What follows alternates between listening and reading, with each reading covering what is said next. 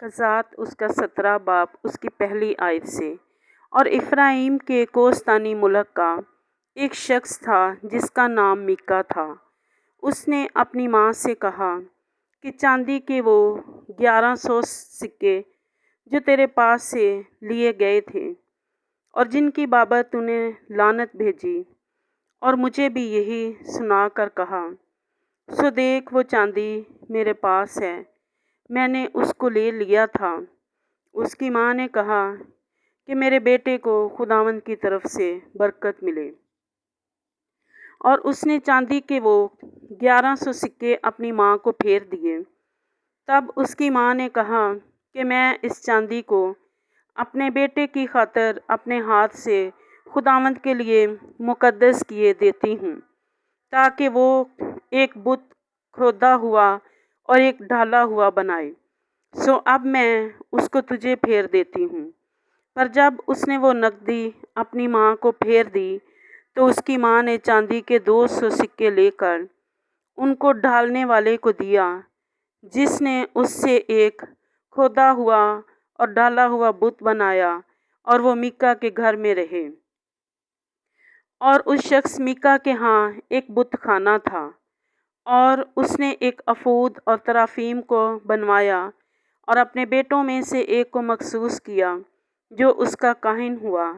اور ان دنوں اسرائیل میں کوئی بادشاہ نہ تھا، اور ہر شخص جو اس کی نظر میں اچھا معلوم ہوتا وہی کرتا تھا۔ اور بیت لحم یہودا میں یہودا کے گھرانے کا ایک جوان تھا جو لاوی تھا، اور یہیں وہ ٹکا ہوا تھا۔ یہ شخص اس شہر یعنی بیت لحم یہودا سے نکلا کہ اور کہیں جہاں جگہ ملے جا ٹکے۔ سو وہ سفر کرتا ہوا افرائیم کے کوہستانی ملک میں میکا کے گھر آ نکلا۔ اور میکا نے اس سے کہا کہ تو کہاں سے آتا ہے؟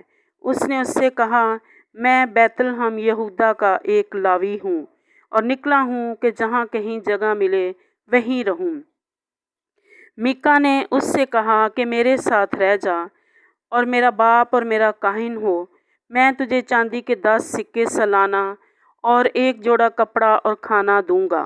سو وہ لاوی اندر چلا گیا، اور وہ اس مرد کے ساتھ رہنے پر راضی ہوا، اور وہ جوان اس کے لیے ایسا ہی تھا جیسا اس کے اپنے بیٹوں میں سے ایک بیٹا۔ اور میکا نے اس لاوی کو مخصوص کیا، اور وہ جوان اس کا کاہن بنا اور میکا کے گھر میں رہنے لگا۔